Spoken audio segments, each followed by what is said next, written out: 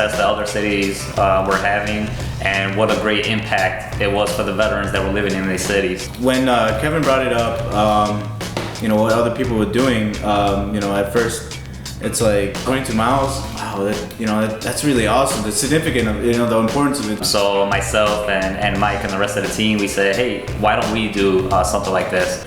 I was all in.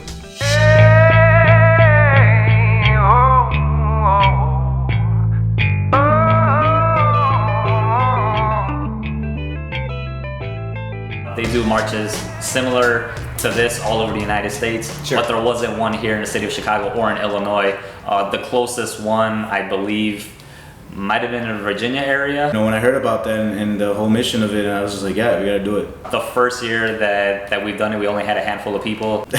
That year I was playing football, I got hurt, so I hurt my back. I don't want to make it sound like an excuse, so I didn't get to do it. I think I had drilled that day. The second year we done it, we had about 300. And then I heard about it the following year, and again I was in training. The third year, over 1,000, and this is the fourth year, which is close to about 1,500 individuals that participate in this march. To see it happen and go into action is just extraordinary. Our veterans all come from different backgrounds, and we're very, very motivated, and we can operate, man. We're the best fighting force in America.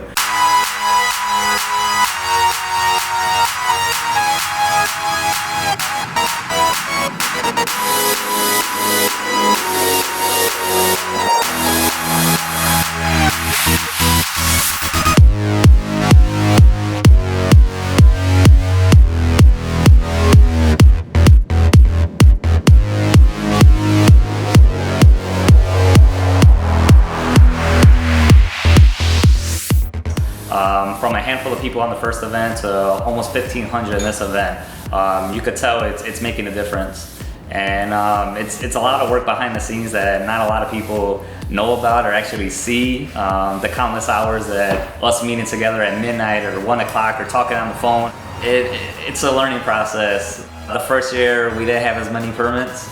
The second year we found out we need the permits. The third year we got them. We had a company who was going to provide the food for lunch as well as cook the food. And we shook hands. They said, all right, we're gonna be there, we're gonna do it. 2 weeks before the event, we tried to contact them to follow up. We were unable to contact them. And then a couple days before the event, they finally reach out to us and say, hey, we apologize, we're not gonna be able to make it. And this is 3 days before the Ruck March. We scrambled the team together and said, hey, we need to figure this out because we got about 1,000 people that are gonna be coming and they're gonna be hungry. So we need to feed these guys. We need to figure out a way. We went to Costco. We bought about 2,000 hot dogs, buns, chips. Our vet hub facility, our office was full to the max, but we didn't even have room for the actual physical hot dogs because we only have a small refrigerator. So we had to put different hot dogs in different American Legions and VFW posts. So we put them all over the city of Chicago. The morning of the event, we had about 3 different cars come over here. We packed up the cars. We drove them all the way to Evanston. And the hot dogs, one of us just took a tour of the city and went to different American Legion VFW posts to get the hot dogs. So there's a lot of things that people don't really see. They only see the outcome of the event, which is, in my opinion, if they only see it as a great event, that means we did our job. What I love about it is the spirit of corps that it raises, right? Because that's something that in the military we're big on. Raise the morale, we call it. And in the Army, morale is a big thing. They say, hey, and I think it's just the entire military. I don't think it's just the Army. But if the morale is low, your soldiers are not going to perform. So this was a great event to raise morale. And one of the things that I liked is that many different groups did it. So for example, like the Chicago Police Department, they had a group. Some state police departments came out and they were wearing their shirts. So when you see things like that, it's like, wow, we have all these different people, but you just see them as individuals. But to see all these different groups and all these members of the community and a lot of organizations and businesses too, that's huge. It feels like you're back in, you got that purpose again. You're back on, you're on it. You're back, you're ready to go. We're ready to deploy, we're ready to pump out, we're ready to I'm all strapped up, ready to go.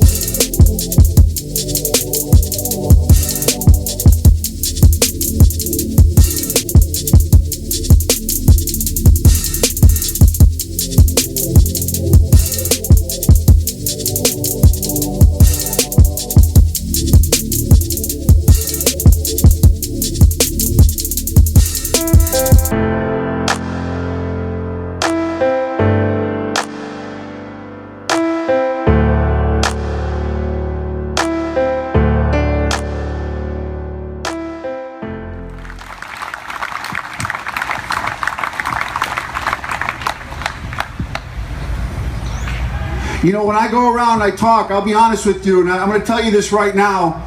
This is not easy for me to say. I'm a sergeant major, check.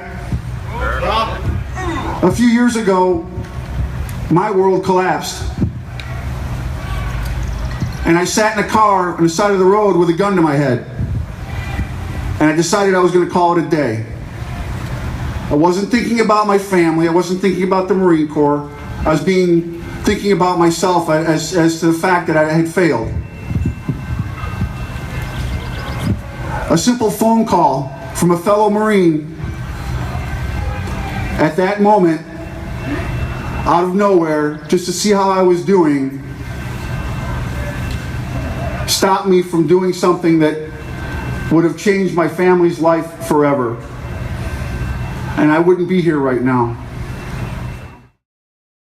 Since we started Chicago Veterans about 4.5 years ago or so, I've seen multiple funerals already in the Chicagoland area due to PTSD. Unfortunately, we didn't know the individuals at the time.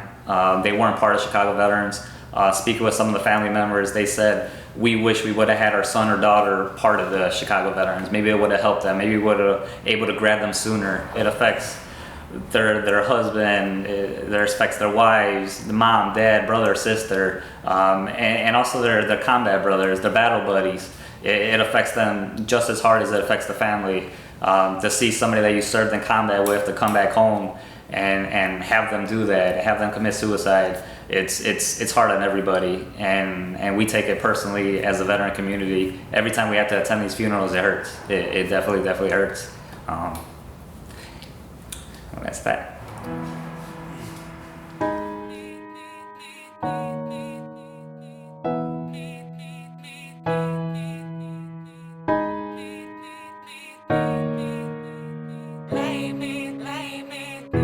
Oh, I've stumbled. Yeah, I've fallen too many times to keep recalling. Can't let go. For me, it's a little personal because I've heard and I experienced firsthand of stories of people who have been victims of that plague, as I call it. There's a lot of veterans that even they come back home and haven't even left the house. We have wives coming up to us saying, "Thank you for taking my husband out. I haven't taken him out in 6 months." You know, like to hear those kind of things is really what we do this for. At the end of the day, when we see things like that, when we see the spirit of Corps, when we see the people that probably never done this before. There's some people that have put testimonials online saying, "Hey, you know, this is one of the hardest things that I've ever done, but it's one of the best things I've ever done," because you start seeing, you know, people give up because they can't keep going. And that's when the camaraderie comes out, and that's when the good in people comes out, when they grab them and they push them like, "Hey, keep going."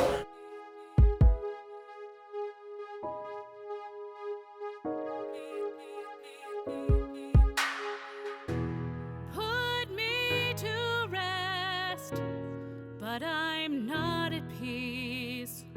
I said I loved you. I wish we would have done this sooner. I wish this would have been an event that happened maybe 10 years ago, and hopefully the veterans that had already passed wouldn't have to gone through what they've gone through. What's another broken piece of me? 30 years all grown and I walk this. If you miss the Corps, you miss the Army, you miss being a seaman, you miss being an Air Force guy, whatever it is, you know, you're gonna find it at the Ruck. I just rucked 20 miles with Chicago Veterans because we need to continue to raise awareness about the issues that veterans face in our community. So 20 miles for Lance Corporal. This is his first death anniversary. 20 miles in honor of my uncle Diego Rosales and my dad Noe Robledo. For Staff Sergeant De Leon. Because I'm a veteran and I hate to see my brothers and sisters go down. If I can get up and get out here and just help one person, it's worth it. Our feet are on fire, but couldn't feel better. Because I'm the president of this nonprofit. Started it 3 years ago after I tried to commit suicide and my best friend committed suicide. What we do here in Chicago is gonna freaking ripple across the world. You know, we're the third largest country and the most powerful city in the world. 30 years all grown and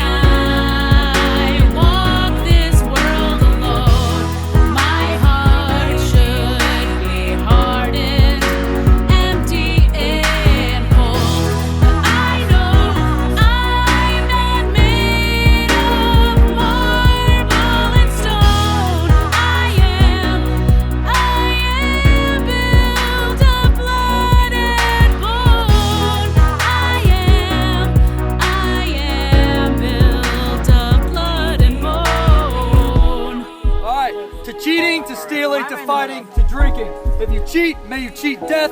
If you steal, may you steal a woman's heart. If you fight, may you fight for your country. And if you drink, may you drink with us. Right.